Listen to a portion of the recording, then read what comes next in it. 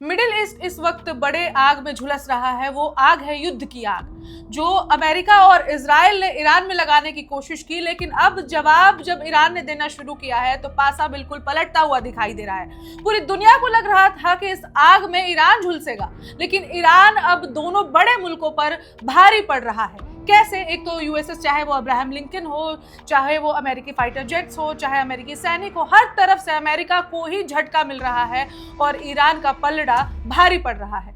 तो यही आपको बताने के लिए 5 पॉइंट्स में हम बताएंगे कि कैसे ईरान और अमेरिका इजराइल युद्ध में ईरान अमेरिका और इजराइल पर भारी पड़ रहा है। तो इसके लिए बताने के लिए मैं हूं ऋचा और मेरे साथ हैं वैभव। वैभव, एक्सप्लेन कीजिए वो 5 पॉइंट्स जिससे हम समझ पाए कि ईरान इस युद्ध में भारी है।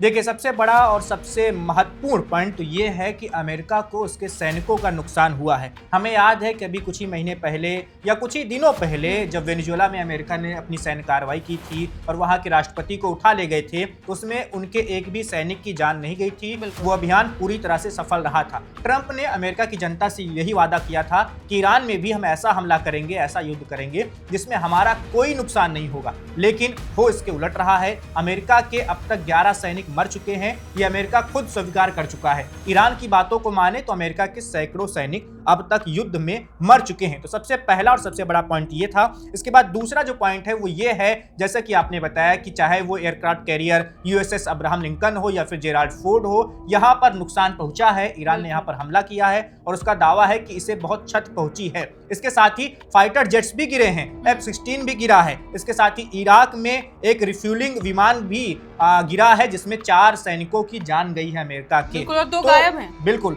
तो अमेरिका को अपने विमानों का भी नुकसान हो रहा है, एयरक्राफ्ट कैरियर को भी उसके नुकसान पहुंच रहा है। तो ईरान की इसे दूसरी सबसे बड़ी जीत माना जा सकता है। तीसरी सबसे बड़ी जीत उसकी ये होगी कि अभी भी ईरान की सत्ता पर IRGC का और वहां के सर्वोच्च नेता का पूरा कंट्रोल है, पूरा नियंत्रण है। अमेरिका ने और इजराइल ने जब युद्ध के पहले ही दिन अयतुल्ला अली खामनेई को मार दिया था, उसके बाद लगा था कि ईरान की सत्ता कमजोर हो जाएगी, उसकी पकड़ ढीली पड़ जाएगी, लेकिन ऐसा कुछ भी नहीं हुआ। अभी भी वैसा ही नियंत्रण है जैसे 28 फरवरी 2026 से पहले था। ये तीसरी बड़ी जीत है ईरान की। चौथी बड़ी जीत यह है कि उसने मध्य पूर्व देशों का वो घमंड तोड़ दिया या उनके उस भरोसे को तोड़ दिया जो भरोसा उनका अमेरिका को लेकर था। जैसे सऊदी अरब, UAE, बहरीन, कतर, कुवैत, इन देशों को लगता था कि हमारे देश में अमेरिका के सैनिक मौजूद हैं, अमेरिका के सैनिक अड्डे मौजूद हैं, तो हमें कोई खतरा हो ही नहीं सकता। जब भी हम पर कोई आफत आएगी, कोई हमला होगा, तो ये अमेरिकी सैनिक हमें बचा लेंगे। लेकिन ऐसा कुछ भी नहीं हुआ। ईरान ने ड्रोन से हमले करके, मिसाइल से हमले करके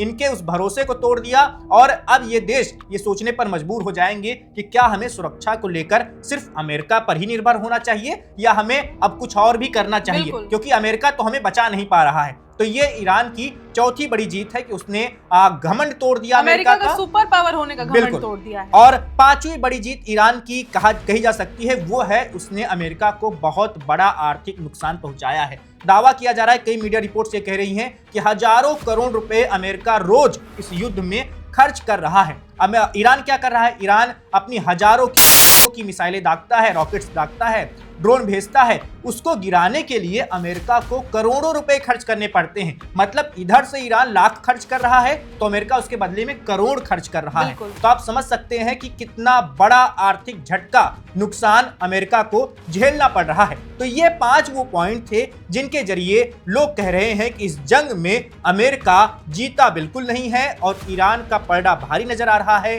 ईरान इस जंग में अमेरिका पर हावी नजर आ रहा है। बिल्कुल। और जैसा कि वैभव ने ऑलरेडी बताया है कि अपने छोटे छोटे हथियारों से, जो बजट फ्रेंडली हथियार है, अमेरिका के बहुत महंगे महंगे हथियार हैं और सस्ते हथियार और महंगे हथियार की तुलना में आप सोच रहे होंगे कि महंगा हथियार आगे निकल जाएगा, बल्कि ऐसा हो नहीं रहा है। ईरान अपने बजट फ्रेंडली हथियार से अमेरिका के महंगे विमानों को भी मार गिरा रहा है। तो अब तक के अपडेट्स पे इतना ही है। फिलहाल युद्ध के हर एक कोने पर हमारी नजर बनी हुई है। कुछ भी नया अपडेट आएगा वो हम आप तक पहुंचाते रहेंगे। लेकिन हमारे इस डिस्कशन पर आप क्या सोचते हैं? आपको क्या लगता है, क्या ईरान सच में जीत रहा है और ये युद्ध कौन जीतेगा? आपका प्रेडिक्शन क्या है? हमें कमेंट करके जरूर बताएं और बाकी अपडेट्स के लिए देखते रहें one India Hindi.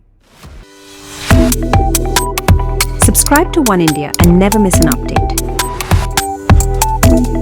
Download the One India app now.